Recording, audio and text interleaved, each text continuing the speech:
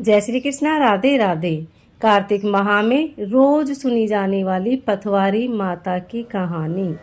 प्राचीन समय की बात है कि किसी गांव में एक बुढ़िया रहती थी। उसके 4 बेटे थे। बुढ़िया ने 4 ही भैंसें पाल रखी थी।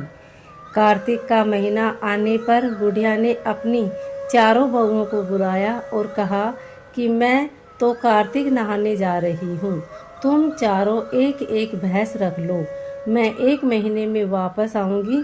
चारों बहुओं में से सबसे छोटी बहू बुढ़िया की लाडली थी। बुढ़िया ने जाते जाते यह भी कहा कि मैं 1 महीने में जब वापस आऊंगी तो देखूंगी कि किसने सबसे ज़्यादा घी जोड़ा है। बुढ़िया की बातें सुन तीनों बहुओं ने सोचा कि यही समय है कि बुढ़िया को बताने का कि छोटी को तो कुछ नहीं आता।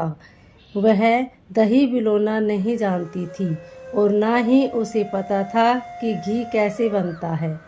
उसकी जेठानियों ने भी जानबूझकर उसे कुछ नहीं बताया ताकि बुढ़िया वापस आने पर उसे डांट फटकार कर सके। तीनों जेठानियां घी बनाने में जुट गई, लेकिन छोटी बहू को कुछ नहीं आता था तो वह सारे दूध दही को पीपल पथवारी में गिरा देती। मन से यह बोली थी। महीना पूरा होने पर तीनों जेठानियों ने एक एक डिब्बा घी का भर कर रख लिया।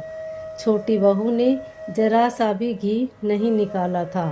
वह तो सारा दूध दही पीपल पथवारी पर गिरा आती थी।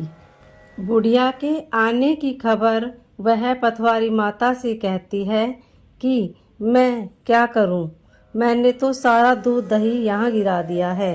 अब मेरी सासू माँ आकर घी के बारे में पूछेगी तो मैं क्या जवाब दूंगी। पथवारी माता कहती है कि तुम ये 4 कंकर ले जाओ और 4 अलग अलग डिब्बों में रख देना। इससे चारों डिब्बे घी से भर जाएंगी। उसने ऐसा ही किया और उसके पास 4 डिब्बे घी के हो गए। अब सासू माँ घर आ गई और आते ही उसने चारों बहुओं को कहा कि लाओ अपना अपना घी दिखाओ कि किसने कितना घी जोड़ा है। तीनों जेठानियाँ अपना घी का डिब्बा ले आई और मन ही मन खुश होने लगी कि अब छोटी बहू को सास से डांट पड़ेगी। छोटी बहू आई तो साथ में 4 डिब्बे घी भी लाई। वह सब ये देख के हैरान हुई कि इसे तो दही बिलोना भी नहीं आता था, तो यह घी कहाँ से आया। वह कहने लगी कि जरूर इसके पति ने यह घी खरीदा है। इस पर छोटी बहू ने कहा कि मुझे तो कुछ नहीं आता था और ना ही मुझे किसी ने बताया कि किस तरह से दही बिलोकर घी बनाया जाता है। मैं तो सारा दूध पीपल में सींच देती थी और दही पथवारी पर चढ़ा देती थी। यह तो पथवारी माता की कृपा का प्रभाव है।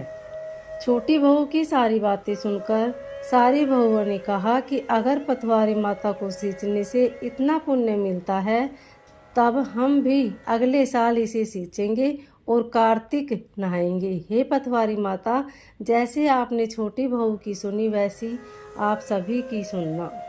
कहानी कहने वालों की भी और सुनने वालों की भी। अगर कथा अच्छी लगे तो वीडियो को लाइक शेयर सब्सक्राइब जरूर करें। कमेंट में जय पथवारी माता अवश्य लिखें। धन्यवाद।